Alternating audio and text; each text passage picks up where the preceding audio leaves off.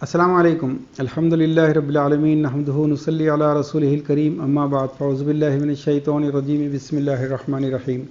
बहनों और भाइयों, आज कमांडमेंट्स ऑफ लीडरशिप का 25th कमांडमेंट है जो आपकी खिदमत में पेश किया जा रहा है। और ये कमांडमेंट पिछला जो कमांडमेंट था यूनिफॉर्म सिविल कोड से मुताल्लिक़, उसका पार्ट 2 है। और ये कमांडमेंट ये है कि जब तक के यूनिफॉर्म सिविल कोड का कम से कम कोई ड्राफ्ट सामने नहीं आता उस वक्त तक इंतज़ार कीजिए, लेकिन उसकी तैयारी ज़रूर करते रहिए। दोस्तों, उससे पहले मैं तमहीदन अर्ज़ कर दूं कि पिछली मरतबा जो पार्ट 1 पेश किया गया, अगरचे कि उससे पहले कई कमांडमेंट्स की बेइंतहा अप्रिसिएशन मिली, लेकिन इतना अहम तरीन इशू जिसको सुनकर हर एक के कान खड़े हो जाने चाहिए था, कोई रिस्पांस नहीं आया। ये दरअसल वो जो बात कही थी मैंने लास्ट टाइम भी कि कौम के पास विजन नाम की चीज़ ख़त्म हो चुकी है। उनको बल्दिया के इलेक्शन की बात कीजिए, वो फौरी बहस में पूरा भरपूर हिस्सा लेंगे, या कोई फसाद की बात कीजिए, या कोई प्राइसेस इंक्रीज़ की बात कीजिए, फार्मर्स के स्ट्राइक की बात कीजिए, ये हिस्सा लेंगे लोग। लेकिन जो आपके खबरें खोदी जा रही हैं, जो गड़े खोद के तैयार कर दिए जा रहे हैं रातों रात, आपको खबर उस वक्त चलती है जब आप उसमें गिर पड़ते हैं, तब होश आता है अरे ये था। तो वो इश्यूज़ जो आपकी खबरें खोदने वाले मसाइल जैसे इश्यूज़ हैं, अगर उनके ऊपर हमारी कौम सुनना नहीं चाहती, 5 मिनट से ज़्यादा टाइम देना नहीं चाहती, आर्टिकल तो पढ़नी नहीं, ये कौम जो इक़रा की जिसकी कुरान शुरू होती है वो कौम पढ़ना ही नहीं चाहती, ना दानिश्वर पढ़ना चाहते हैं, ना उलमा, ना आम पब्लिक, कोई नहीं। तो बहरहाल ये अफसोसनाक पहलू है। लेकिन एक बात बहुत अच्छी तरह याद रखिए कि कश्मीर 370 हो गया, बाबरी मस्जिद डिमोलिशन, एंड फिर जो भी होना हो चुका है, 3 तलाक हो गए, बहुत सारे UAPA जैसे बिल आ गए, आपकी नॉलेज ही नहीं है क्या क्या हो रहा है, फाइनेंस में क्या क्या हो रहा है। वैसे ही यूनिफॉर्म सिविल कोड के मुतालिक आप सुनना नहीं चाहते, पढ़ना नहीं चाहते, गौर करना नहीं चाहते, डिस्कस करना नहीं चाहते, सीखना नहीं चाहते, तो फिर किसी दिन जब सडनली नाफिज हो जाएगा, उस दिन आप सारे के सारे फिर कुछ नहीं कर सकेंगे। दोस्तों, आइए इसी का पार्ट 2 हम आज आपकी खिदमत में पेश करने जा रहे हैं। पिछले 60-70 ईयर्स में हमेशा कांग्रेस और RSS और BJP ने यूनिफॉर्म सिविल कोड के ज़रिए हरास किया है, ब्लैकमेल किया है। लेकिन इस मरतबा ऐसा लगता है, ऐसे आसार नज़र आए हैं कि इस मामले पर, यूनिफॉर्म सिविल कोड के मामले पर बहुत कुछ होने जा रहा है। लेकिन सवाल ये पैदा होता है कि क्या यूनिफॉर्म सिविल कोड का इम्पोज होना मुमकिन है? हमें तो कोई मुमकिन इम्कान इसका दूर दूर तक नज़र नहीं आ रहा। रीज़न 1 ये है कि हर कम्युनिटी का जब एक पर्सनल लॉ है, तो दूसरे सारे पर्सनल लॉज वाले यूनिफॉर्म सिविल कोड के मामले में खामोश हैं, अभी तक है, कुछ नहीं बोल रहे तो सिर्फ मुसलमान ही बोल रहे हैं। लेकिन दूसरों की खामोशी का मतलब ये बिल्कुल नहीं है कि जैसे चाहे उनके लॉज चेंज कर दिए जाएं, बहुत बड़ा हंगामा होकर रहने वाला है। जहाँ तक RSS का कहना है कि भाई जब 50-55 मुस्लिम ममालिक हैं, उनकी कुरान उनका कॉन्स्टिट्यूशन है, 50-55 से ज़्यादा क्रिश्चियन ममालिक हैं, उनका कॉन्स्टिट्यूशन है, उनकी किताब, उनकी बाइबल उनका कॉन्स्टिट्यूशन है, इज़राइल है उनका कॉन्स्टिट्यूशन, उनकी किताब तोरा है, तो फिर हमारा भी एक हिंदू राष्ट्र होना चाहिए, जो गोलवालकर ने कहा था कि एक धर्म, एक कल्चर, एक भाषा, ये होना चाहिए। तो वो इस कोशिश में वो कौन सी किताब पेश करते हैं, वो कौन सा धर्म पेश करते हैं जो इन राइटिंग हो और तमाम कम्युनिटीज़ के लिए एक्सेप्टेबल भी हो। क्योंकि इस वक्त जो 80-85% मेजॉरिटी है, उसको एक्चुअल धर्म का तो दूर दूर तक पता नहीं है। वो अगरचे कि दिवाली, दशहरा वगैरह की ये ईदें मनाकर खुश हैं, या फिर ये उनको रेजोल्यूशंस मिल गए वो खुश हैं, उनको चूंकि किताब पढ़ने का तो हक़ नहीं है धर्म की, इसलिए उन्हें असल पता ही नहीं कि धर्म क्या है। तो ये धर्म पेश क्या करेंगे, जिसकी सबसे पहला स्टेप, पहली निशानी, पहला सिंबल जो होता है वो यूनिफॉर्म सिविल कोड होता है, वो फैमिली लॉज होती हैं। तो वो क्या होंगे? क्या ये मुमकिन है कि वो, जैसे कि सावरकर ने कहा कि मनुस्मृति के अलावा हमको कोई लॉ एक्सेप्टेबल नहीं है, जैसे कि गोलवालकर ने कहा था कि अंबेडकर का जो बनाया हुआ कॉन्स्टिट्यूशन है वो एक रक्त है, यानी खून को ख़राब करने वाला जुर्म है।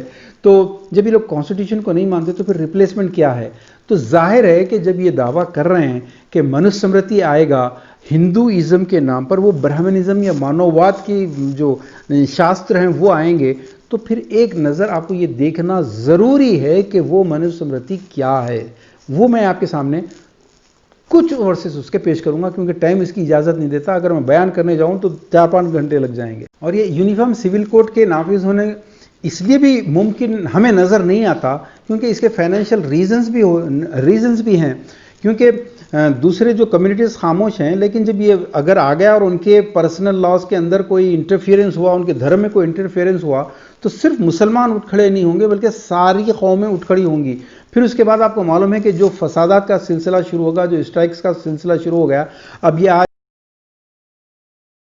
और सिर्फ एक दिन की भारत बंद जो फार्मर्स ने किया है, किसानों ने किया है, उसकी वजह से इतना पूरा हिंदुस्तान के अंदर इतने लाखों करोड़ों के नुकसान हो गए। तो जब सारी कम्युनिटीज उठ खड़े होंगी तो याद रखिए सबसे पहला बैकलैश होगा फाइनेंशियल, क्योंकि किसी भी कंट्री में, जैसे यूरोप के कंट्रीज़ हैं, सारे के सारे अगरचे के वहाँ की इकोनॉमी बहुत लो है, लेकिन उसके बावजूद इन्वेस्टमेंट का सिलसिला इसलिए नहीं रुकता उनका कि कंट्री के अंदर पीस है, लोग कानून की मुकम्मल रेस्पेक्ट करते हैं और मुकम्मल पाबंदी करते हैं, इसलिए उन लोगों को ख़तरा नहीं होता।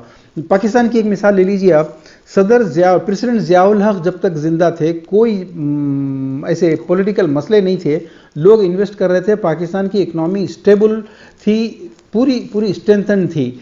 लेकिन जैसे ज़ियाउल हक हटे, उधर MQM ने मुल्क के अंदर क़त्ल गारतगिरी का एक सिलसिला शुरू कर दिया, उधर नवाज शरीफ और जरदारी जैसे इंतहाई करप्ट लोग आने के बाद मजहबों के झगड़े, मसलकों के झगड़े, हर रोज़ की बॉम्बिंग, कभी किसी मस्जिद में बॉम्ब, किसी इमाम बाड़े में बॉम्ब, नतीजा ये हुआ कि आज पाकिस्तान की इकनॉमी, आप अंदाज़ा आपको खुद मालूम है, मैं टाइम वेस्ट करना नहीं चाह रहा हूँ। इसके मुकाबले में बांग्लादेश की इकनॉमी देख लीजिए, वहाँ पर ना मज़हब व मसलक के उतने ज़्यादा झगड़े हैं, ना एक्सप्लोजन्स है, और वो बांग्लादेश की इकनॉमी हिंदुस्तान की इकनॉमी से बेहतर है। हिंदुस्तान का GDP माइनस में जा रहा है, बांग्लादेश का GDP प्लस के अंदर जा रहा है।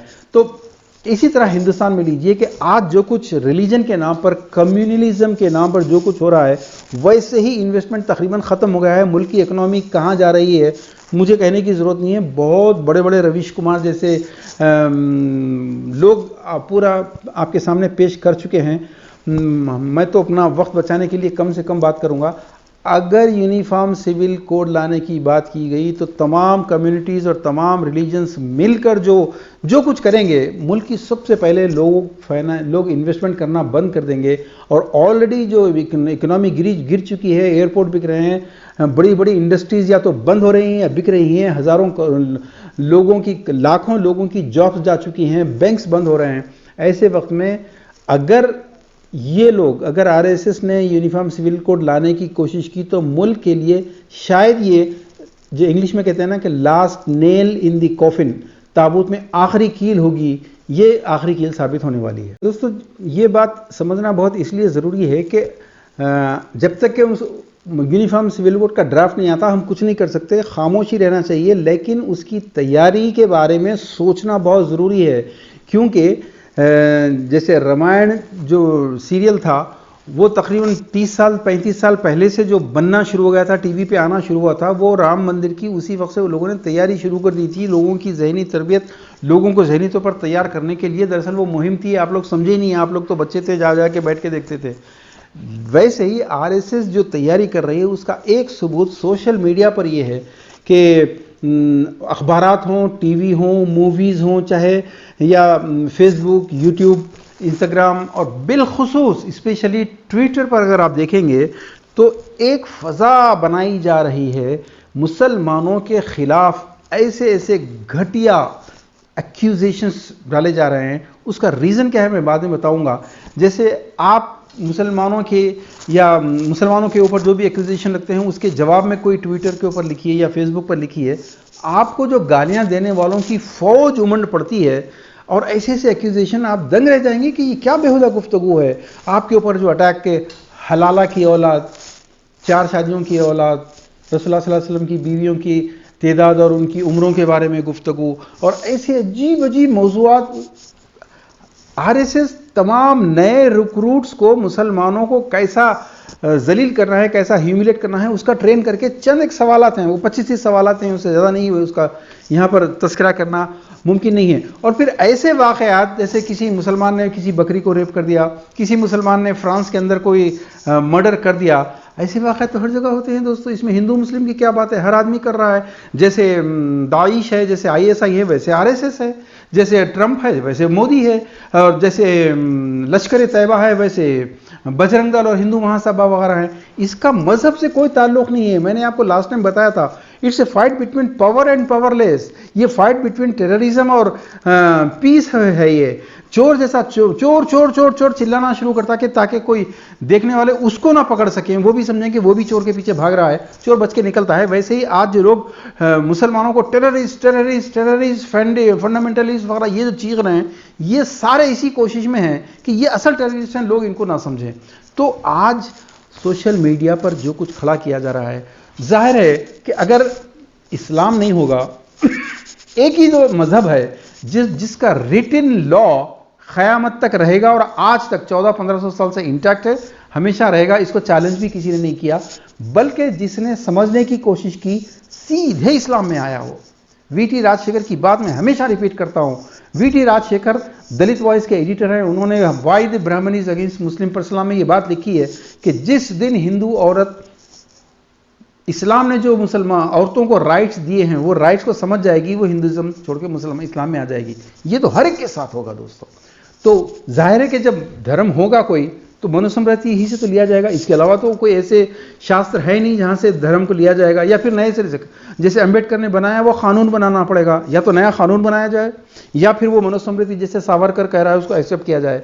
अब मेरे पास इतना टाइम नहीं है, मैं बहुत मुख्तसर आपको गूगल पे जाने के बाद 10 शॉकिंग वर्सेस ऑफ मनुस्मृति ये टाइप करके देखिए, या फिर मनुस्मृति का ट्रांसलेशन निकाल के देखिए आपको सिर्फ ये मैं मनुस्मृति के खिलाफ कहकर लोगों को भड़काना नहीं चाह रहा हूँ, लेकिन मैं ख़ास तौर पर मेरी तमाम हिंदू भाइयों और बहनों को ये चीज़ पहुँचाना चाहता हूँ कि जो लोग इन किताबों से वाकिफ़ ही नहीं हैं, लेकिन यूनिफॉर्म सिविल कोड जब आएगा, जब अचानक देखेंगे कि उनके ऊपर ये भी हो सकता है कि मनुस्मृति में जो औरत और शूद्रों के ताल्लुक से जो लॉज हैं, आज जैसा कि वो लोग कहते हैं कि ये जो मार्जिनलाइज कर दिया गया 85% ऑफ द पॉपुलेशन को, ये उस दौर की बात थी। अब वो नहीं, अब नए सिरे से हम एक नया लॉ बनाएंगे, नया कानून बनाएंगे। लेकिन जो चीज़ जहनों के अंदर बैठे हुए है, ये बात तो तय है कि ये तमाम जो शूदर हैं 85% ऑफ दिस कंट्री, या क्षत्रिय या वैश्य हैं, इनको गवर्न करने वाली जो बॉडी है वो तो इनके वर्णा सिस्टम दिमागों में बैठा हुआ है, और सदियों की गुलामी की वजह से ये लोग उस वर्णा सिस्टम को चेंज भी नहीं कर सकते,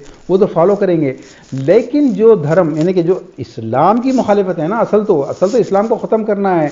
तिरंगा जो बना था, अगर आप हिस्ट्री पढ़ते हैं तो उसमें पहले ज़ाफ़रानी कलर रखा गया और उसके बाद वाइट कलर रखा गया, लेकिन फिर उसके बाद जब सवाल ये पैदा हुआ कि मुसलमान भी तो इस मुल्क की बहुत स्ट्रॉन्ग कॉन्स्टिट्यूएंसी हैं, स्ट्रॉन्ग पार्टिसिपेंट्स हैं इस कंट्री के अंदर, तो फिर उनका ग्रीन कलर रखा गया, जिसकी वजह से गोलवालकर ने इस झंडे को न सिर्फ रिजेक्ट किया बल्कि कहा कि एक वक्त आएगा पूरा भारत देश जो है वो भगवा के आगे झुकेगा। तो ये लोग तो कोई चीज़ बर्दाश्त ही नहीं कर सकते।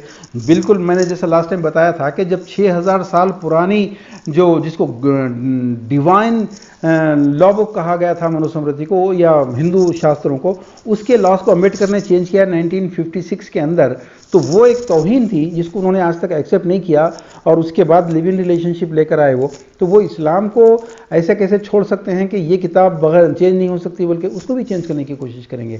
तो दरअसल ये है, मैं बहुत मुख्तसर तौर पर मनुस्मृति के अंदर वो ऐसी क्या चीज़ें हैं जो कॉन्स्टिट्यूशन ऑफ इंडिया के डेडली अगेंस्ट हैं। ये लोग कहते थे हैं कि ये पुरानी बातें हैं, ये हम नाफिज नहीं करेंगे, लेकिन इन लोगों से कहिए, इन ब्राह्मणों से कहिए, मैं इन तमाम ओबीसी, बीसी, एससी वगैरह इन तमाम भाइयों से दरख्वास्त कर रहा हूँ कि अगर ये लोग आपको रिस्पेक्ट, अगर ये लोग आपको श्योरिटी दे रहे हैं कि मनुस्मृति के लॉज नाफिज नहीं होंगे, तो बस इनसे ये कहलवा दीजिए एक मरतबा कि हम मनुस्मृति के जो लॉज ह्यूमैनिटी के अगेंस्ट में है, ह्यूमन राइट्स के अगेंस्ट है, विमेन राइट्स के अगेंस्ट है, कॉन्स्टिट्यूशन ऑफ इंडिया के अगेंस्ट है, उनको हम रिजेक्ट करते हैं, हम नहीं मानते, ये तस्लीम करवा लीजिए उससे। ये तस्लीम करेंगे नहीं। अब मिसाल के मैं कई चीज़ें आपके सामने पेश करता हूँ। मिसाल के तौर पर जो रूल है कि मर्द दूसरी शादी नहीं कर सकता, अगर करेगा तो फिर इंडियन कॉन्स्टिट्यूशन के तहत उसको 7 to 10 ईयर्स की जेल होगी। जब तक कि बीवी मर नहीं जाती या इजाज़त नहीं देती, या बीवी भी कोई लव अफेयर को कंटिन्यू करते हुए मर्द को दूसरी शादी की इजाज़त देती है, या ऐसे कंडीशंस है, या फिर बीवी धर्म चेंज कर लेती है या शौहर धर्म चेंज करता है, तो इजाज़त है, वरना नहीं। और अगर कोई करे तो ये जुर्म है, 7 to 10 ईयर्स की प्रिजनमेंट में। मेरे दोस्तों, यहाँ टकराव है। सबसे बड़ी जलस या सबसे बड़ा गुस्सा इस बात पे है कि मुसलमानों को 4 शादियों की इजाज़त और हमको नहीं। ये हिंदू मुसलमान छोड़िए, ह्यूमन नेचर देखिए, मर्द पॉलीगैमस पैदा हुआ है, ये अल्लाह ने तख्लीक की है। आपके लाख इख्तलाफ करने से, नफरत करने से, चिढ़ने से कुछ नहीं होने वाला है। अब मजहब या धर्म या रिलीजन का फर्ज ये है कि मर्द की इस फितरत को, जैसे भूख फितरत आदम है, इस्लाम सिखाता है या हर धर्म सिखाता है कि हलाल कैसे खाए, शरीफाना तरीके से कैसे कमा के खाए। अगर उसको आज़ाद छोड़ दिए जैसे चाहे लूट के खाओ, तो फिर आपको मालूम है कि इंसानियत खतरे में है। वैसे ही सेक्स की urge for more than one women मर्द की नेचर में होती है।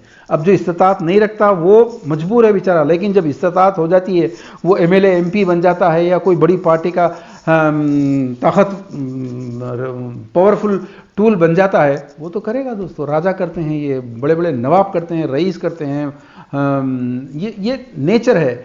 मजहब की जिम्मेदारी ये है कि इस अर्ज ऑफ ह्यूमन बीइंग को एक लेजिटिमेट तरीके से औरत के राइट्स की मुकम्मल हिफाजत करते हुए, औरत का मुकम्मल सोशल स्टेटस बरकरार रखते हुए मर्द को इस बात की इजाज़त दे। जैसे इस्लाम ने दी कि 4 शादियां तुम कर सकते हो, लेकिन हर औरत इक्वल दर्जे की बीवी होगी, उसका सोशल स्टेटस होगा, उसकी औलाद पूरी इनहेरिटेंस की क्वालिफाई करेगी, और औरत के विमेन राइट्स में औरत के ऊपर स्पेंड करो। ये पूरा अगर जस्टिस कर सकते हो तो ज़रूर करो।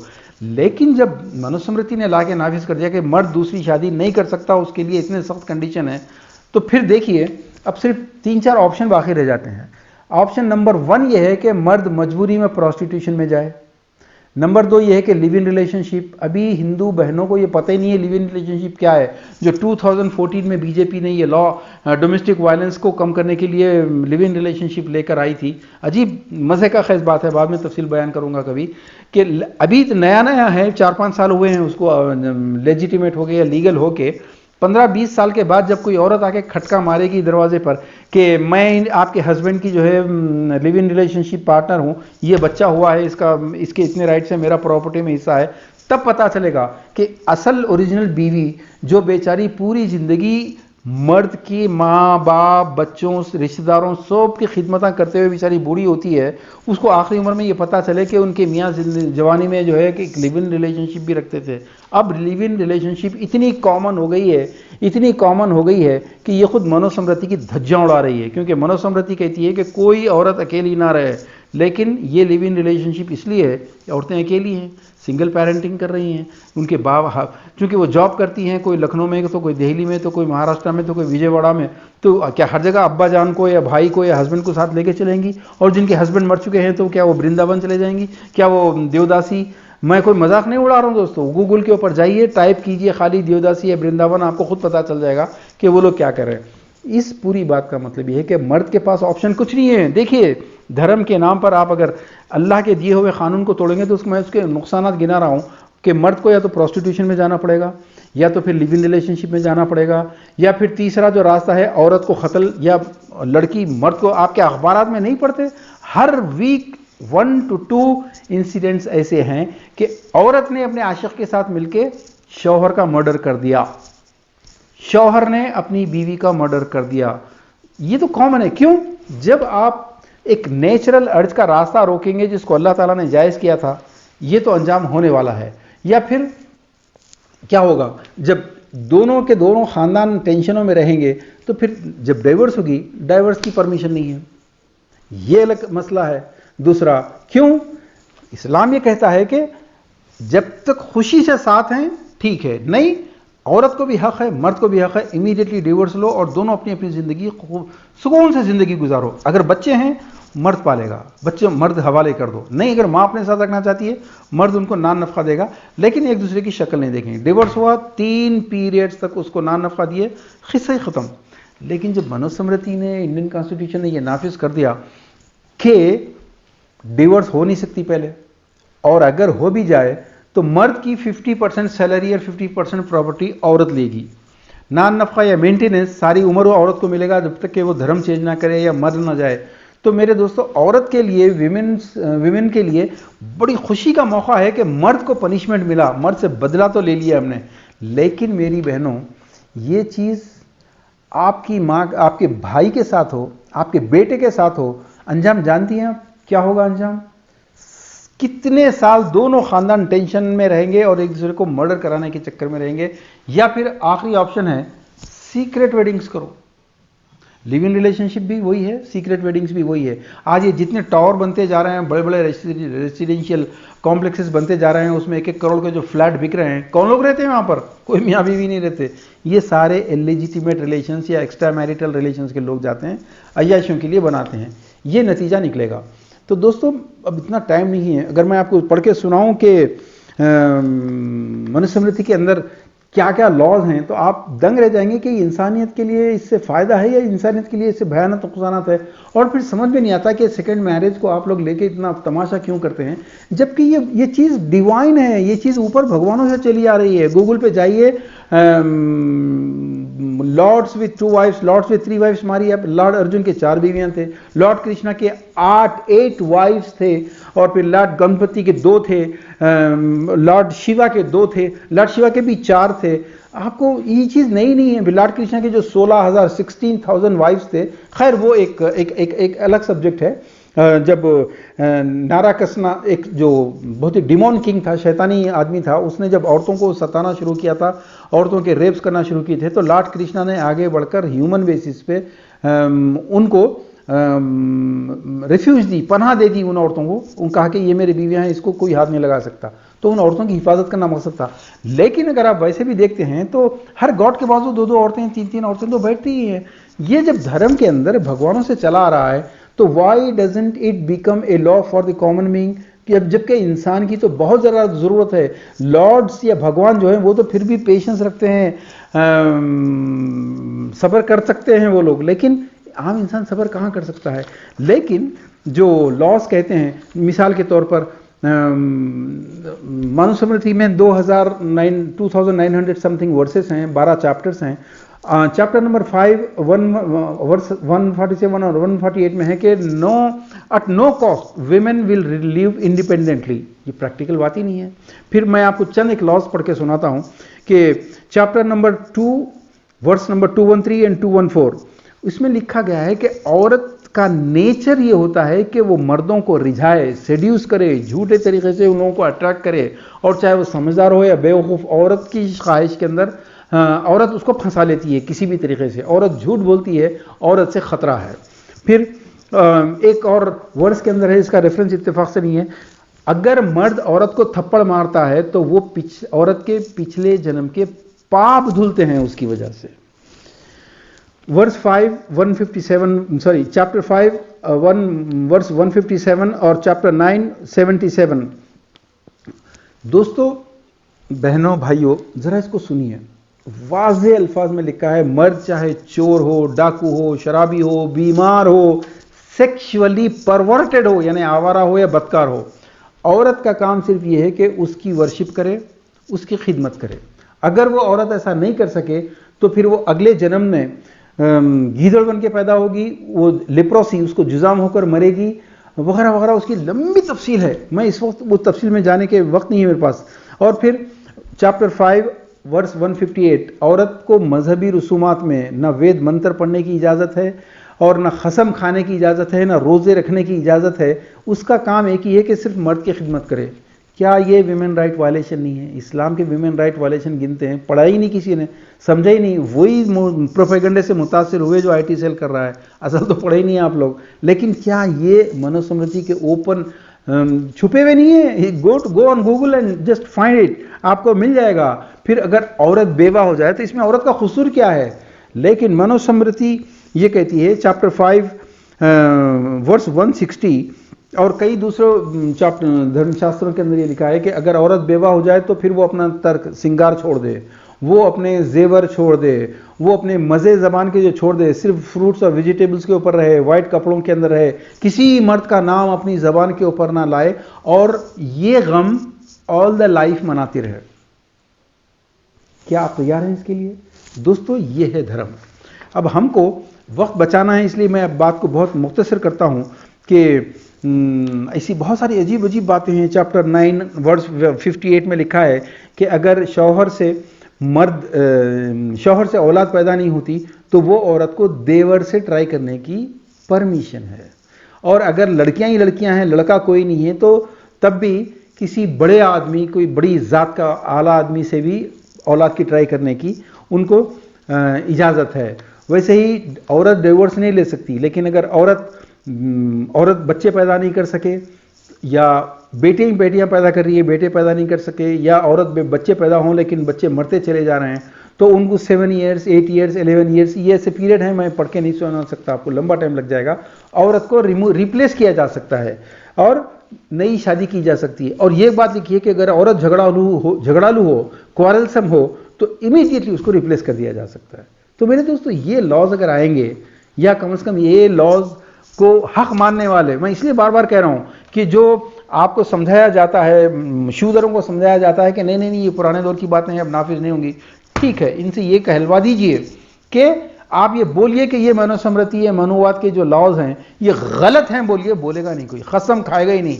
बल्कि ये जितने आरएसएस के लोग हैं इनको कसम खिलवाइए कि अगर कोई बात कॉन्स्टिट्यूशन ऑफ इंडिया से, मनुस्मृति की कोई बात कॉन्स्टिट्यूशन ऑफ इंडिया से टकराती है, तो ये कॉन्स्टिट्यूशन ऑफ इंडिया को मानेंगे, ये अंबेडकर जी के कानून को मानेंगे, ये मनुस्मृति को नहीं मानेंगे, ये कभी इकरार नहीं करेंगे। दोस्तों, अब यूनिफॉर्म सिविल कोड आएगा, कब आएगा, उसका ड्राफ्ट जब तक नहीं आता हम कुछ नहीं कह सकते। अब तक 70 साल में जितने आर्टिकल्स लिखे गए हैं सारे अंधेरे में तीर मारे गए हैं। लेकिन अब अगर यूनिफॉर्म सिविल कोड आता है तो मुसलमानों के पास 2 स्कूल ऑफ थॉट्स या 2 पॉइंट्स ऑफ व्यूज हैं। नंबर एक ग्रुप ये कहता है कि मुसलमान अगर सच्चा है, दीन पर पक्का यकीन रखता है, अल्लाह पे ईमान रखता है, तो चाहे पर्सनल लॉ चेंज करो, चाहे यूनिफॉर्म सिविल कोड लाओ, कुछ भी नहीं होता।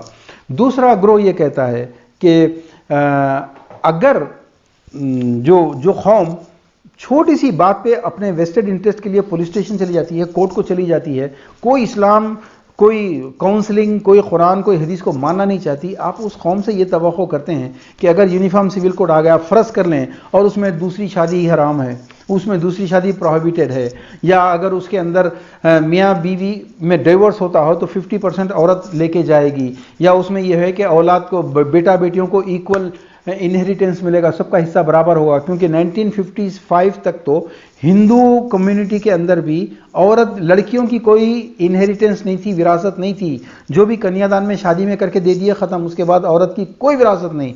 लेकिन 56 में अम्बेडकर ने जब ये कानून इंट्रोड्यूस किया कि लड़कों, और अभी तक कई अमेंडमेंट हुए हैं, पोता पाती, नाता नवासी के भी कई लॉज ऐड हुए हैं, लेकिन अगर ये लॉ आता तो फिर मुझे ये बताइए, क्या मुसलमान औरत 50% शेयर लेने के लिए कोर्ट जाएगी, या जैसे अल्लाह का हुक्म है 3 पीरियड्स के बाद जो भी नफ़ा मिला उसके बाद खुदा हाफिज़ बोल के बैठेगी? हरगिज़ नहीं बैठेगी।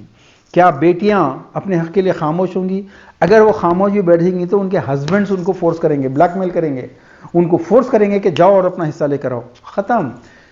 ये यूनिफॉर्म सिविल कोड अगर आ गया और वही मनुस्मृति के लॉज या हिंदू लॉज आ गए, या फिर वो 1956 के हिंदू मैरिज एक्ट की तरह के कोई कानून आ गए, शरीयत मुकम्मल नल एंड वॉइड होने वाली है। दोस्तों, अब करना क्या है? हल की तरफ आइए। आखिरी 3-4 मिनट 5 मिनट में बात ख़त्म करना चाहता हूँ। हल एक है दोस्तों, तबलीगी जमात में इस वक्त जितनी जमातें काम कर रही हैं, सबसे कामयाब तरीन जो प्रोसीजर है, मेथडोलॉजी है, वो तबलीगी जमात की है। उनको अखबार, मैगज़ीन, टीवी चैनल्स, इसकी ज़रूरत नहीं है। वो माउथ टू माउथ, सीना ब सीना, जिसको इल्म मुंतकिल करना कहते हैं, वैसी ज़बानी वो मैसेज पहुंचाते हैं। आरएसएस भी यही करती रही, यही कामयाबी का ज़रिया है। लेकिन अब उस तबलीगी मिशन को, जो सिर्फ मुसलमानों में लिमिटेड था, अब बाहर लाने की ज़रूरत है। दूसरी कौमें एक यूनिफॉर्म सिविल कोड की मुंतज़िर हैं, एक सही दीन के लिए इंतज़ार कर रही हैं। उनको ये बताना पड़ेगा कि जब अल्लाह ताला ने इंसान को पैदा किया तो एक लॉ दे दिया है, नए सिरे से यूनिफॉर्म सिविल कोड या पर्सनल लॉज को बनाने की ज़रूरत नहीं है। अल्लाह का दिया हुआ, बनाया हुआ रेडीमेड कानून है, और ये सिर्फ मुसलमानों के लिए नहीं है, ये इंसानियत के लिए। इसके अंदर लॉजिक क्या है ये जाके समझाना पड़ेगा। हम अब तक के अपने अंदर ही रहे, और अपने अंदर ही रहने की वजह से आपस में लड़ते मरते रहे, बरेलवी बने, देवबंदी बने, अहले हदीस बने, और हनफी शाफी बनते रहे, शिया सुन्नी बनते रहे। लेकिन अपने आप को कभी दूसरी कौमों के नुक्ता नज़र से देखा ही नहीं कि एक बंद कुएं में जो हम आपस में लड़ रहे हैं, अब जरा बाहर निकलें, दूसरी कौमें कितनी प्यासी हैं, हमको उन्हें जाकर बताना पड़ेगा।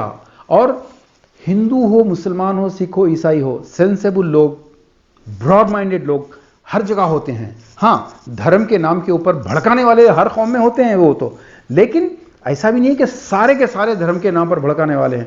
मिसाल के तौर पर, अब आपको मैं मिसाल देता हूं। मैंने बात कही है आपसे कि एक तरफ जिस तेजी से मुसलमान डाउनफॉल की तरफ जा रहे हैं, मोरली दीन से दूर होते चले जा रहे हैं, बहुत बड़ा कंसर्निंग मैटर है। लेकिन दूसरी तरफ इस्लाम की तरफ तेजी से आने वाले हिंदू हैं, क्रिश्चियन हैं, अमेरिकन हैं, ये डेनमार्क में क्या हो रहा है, बेल्जियम में क्या हो रहा है, फ्रांस में क्या हो रहा है, खुद हिंदुस्तान में आपने देखा कि यूपी में कानून लाया जा रहा है एंटी कन्वर्जन, मध्य प्रदेश में कानून लाया जा रहा है लव जिहाद के खिलाफ। ये सब क्यों हो रहा है? इसलिए हो रहा है कि जिस तेजी से यंग जनरेशन एजुकेटेड होती जा रही है, उस तेजी से इस्लाम को पढ़ रही है, इस्लाम के करीब आ रही है। और ये लोग ये जो लॉज ला रहे हैं, क्यों?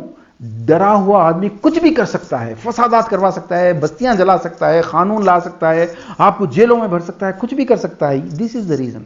जिस तेजी से इस वक्त यंग हिंदू जनरेशन ब्राह्मणिज्म को समझ चुकी है और इस्लाम के करीब आ रही है, उसको रोकना बहुत जरूरी है। ऐसे वक्त में आपको डोर टू डोर जाना पड़ेगा मेरे दोस्तों। और अगर आप नहीं जाना चाहते, और मुझे यकीन है कि आपकी बात मेजॉरिटी जो है वो उनके कान पे जूं नहीं रहेंगी, क्योंकि मोरली, एजुकेशनली, सेंसिबली जिस तेजी से एक गिरती हुई चट्टान की तरह नीचे आ रहे हैं लोग, इनको रोकना नामुमकिन है। लेकिन अल्लाह ताला एक कुरान में एक बात बार बार कहता है कि तुम अगर नहीं मानोगे तो हम दूसरी कौमों को तुम्हारी जगह पर लेकर आएंगे। ये एक नहीं, कई जगह वार्निंग है। अब ऐसा लगता है हमारे हालात को देखकर, हमारे इंटरनल रिफ्ट कॉन्फ्लिक्ट्स को देखकर और लोगों की इस्लाम में दिलचस्पी को देखकर कि मुसलमानों का टेन्योर पूरा हो चुका है। हम जो कौम समझ रहे थे, अल्लाह के पास कौम का कोई कॉन्सेप्ट ही नहीं है। कौम का कॉन्सेप्ट ये है अल्लाह ताला के पास। अब मेरे पास टाइम बिल्कुल शॉर्ट है दोस्तों। अल्लाह ताला एक नहीं, सूरह मोहम्मद आयत 38 पढ़ लीजिए, या फिर सूरह मायदा आयत 54 पढ़ लीजिए, या फिर बहुत सारी आयतें हैं दोस्तों, टाइम नहीं है। मुख्तसर ये है कि अल्लाह ताला जगह जगह फरमाते हैं कि हम तुम्हारी जगह दूसरी कौमों को लेकर आ जाएंगे। अगर तुम, जैसे सूरह मोहम्मद आयत 38 में है कि अगर तुम अपनी जेबों से माल नहीं निकालोगे, बिलखुसूस मेरे वो भाई जो शादी बारातों में लाखों खर्च कर रहे हैं लेकिन उम्मत के लिए, कौम के लिए उनके पास कोई पैसा नहीं है, सुन लीजिए प्लीज कि अगर तुम जेबों से पैसा नहीं निकालोगे तो हम तुम्हारी जगह दूसरी कौम को लेकर आएंगे जो आपस में कम से कम एक दूसरे से नरम रहेंगे। और फिर एक बात सूरह निसा में जो फरमाया गया कि वमा लकुम ला तुखातिलूना फी सबीलिल्लाह, आखिर तुमको हो क्या गया है कि तुम अल्लाह के रास्ते में निकलना नहीं चाहते, लड़ना नहीं चाहते, खिताल करना नहीं चाहते। वमा लकुम ला तुखातिलूना फी सबीलिल्लाह वो वल मुस्तदअफीना, जो मजबूर लोग हैं, बेइंतहा हेल्पलेस लोग हैं, मिनर रिजाल वन निसाई वल विल्दान लजीना यक़ूलूना रब्बना अखरिजना मिन क़रियति ज़ालिमी अहलुहा, कि अल्लाह हमको इन जालिमों की बस्ती से निकाल। आपकी बस्तियां जलाई जा रही हैं, उनका सोशल बाइकआउट किया जा रहा है, मुख्तलिफ जुल्म हो रहे हैं, ये बच्चे पुकार रहे हैं, औरतें पुकार रही हैं, तुम लोग निकलते क्यों नहीं घरों से? तुम लोग खाली अखबार में या व्हाट्सएप के ऊपर फॉरवर्ड करते हुए कब तक बैठोगे? फेसबुक पे खाली लिखते हुए आर्टिकल्स कब तक बैठोगे? तुम लोग घरों से कब तक नहीं निकलोगे? अल्लाह ताला कह रहे हैं वो जो मजबूर लड़कियां हैं, औरतें हैं, बच्चे हैं, मर्द हैं, ज़ईफ़ हैं, वो कह रहे हैं कि रब्बना वजअल लना मिन लदुनका वलिय्यन वजअल लना मिन लदुनका नसीरा, अय अल्लाह हमको एक वली भेज दे। ये जो लफ्ज़ वली है, जिसका एक्सप्लॉयटेशन जो सदियों से चला आ रहा है, वली के नाम पे ब्राह्मण ने जो ब्राह्मणिज्म के नाम पे, मानववाद के नाम पे 85% पॉपुलेशन को जहनी तौर पर मुकम्मल गुलाम बना के रखा, जानवरों की तरह इस्तेमाल करता रहा। उनको मजहबी किताबों को पढ़ने से मना किया कि अगर मनुस्मृति में है, अगर कोई शूदर जो है कोई मजहब की किताब पढ़े तो उसके कानों के अंदर जो है ब्रॉन्ज पिघला के डाल दो। वही चीज हमारे साथ भी की गई है कि वली के नाम पे, औलिया अल्लाह के नाम पे पता नहीं क्या क्या है। वली के माने इस सूरह निसा की आयत में है, जो कि मजबूर लोग जब पुकारते हैं कि इन अमीरों से, इन लाखों करोड़ों रुपए शादियों पे खर्चा करने वालों से, अय्याशियों पे खर्चा करने वालों से, कि हमारी मदद को ए अल्लाह एक वली पैदा कर दे, रब्बना वजअल लना मिन लदुनका वलिय्यन, एक वली पैदा कर। ये वली कौन है? इसका डेफिनेशन वजअल लना मिन लदुनका नसीरा, जो हमारी मदद को आए। इस दौर का वली वो है जो उम्मत के हालात को समझ के उम्मत की मदद के लिए अभी से प्लानिंग शुरू करे, अपना माल निकाले, अपना वक्त निकाले, अपने एनर्जीज निकाले। इस वक्त वो वली है मेरे दोस्तों। अब वक्त आ चुका है, जैसे आरएसएस सेक्युलरिज्म की परवाह किए बगैर, मैं छोटी सी मिसाल देता हूं, पार्लियामेंट की नई बिल्डिंग बनने जा रही है, वहां जन्म भूमि की हो रही होगी, पहले क्या रहते, भूमि पूजा होगी। भाई क्यों होगी? ठीक है, धर्म के मुताबिक होगी, आपके वो करें, लेकिन आर्टिकल 25 to 28 ये कहता है कि state will not promote or patronize any religion, neither discriminate any religion. मजहब स्टेट का कोई धर्म नहीं होगा, लेकिन आप जैसे आरटीसी बस में चढ़िए, आपको सामने मिलेंगे सारे बुतों के, किसी फैक्ट्री में जाइए, किसी होटल में जाइए, किसी दवाखाने में जाएंगे, ये जो पूरी सोसाइटी को मुकम्मल तौर पर वो अपने धर्म के मूर्तियों वगैरह से भर रहे हैं, एतराज बिल्कुल नहीं है हमको, क्योंकि वो साफ कह रहे हैं कि हिंदू राष्ट्र कायम होगा। It's okay. आप सुनने वालों से कह रहा हूं मैं, आप 85% दलित ओबीसी वगैरह से कह रहा हूं मैं, कि आप भी डंके की चोट पे खाइए, सोचिए कि आप किस लिमिट तक हिंदू राष्ट्र को इंसानियत की तायद में समझते हैं और इंसानियत के खिलाफ समझते हैं, किस लिमिट तक कॉन्स्टिट्यूशन ऑफ इंडिया के लिए बेहतर समझते हैं और किस लिमिट तक गलत समझते हैं। आप खुल के बोलना, वरना आपकी खामोशी में आपकी जान तो बच जाएगी, प्रमोशन हो जाएगा, एमएलए एमपी कारपोरेटर वगैरह की कोई सीट मिल जाएगी, या कोई लाइसेंस मिल जाएगा, या कोई कारपोरेशन की चेयरमैनशिप मिल जाएगी, या फिर कम से कम आपकी जायदादें महफूज रहेंगी, आपको इनकम टैक्स वाले, ईडी वाले कोई डिस्टर्ब नहीं करेंगे।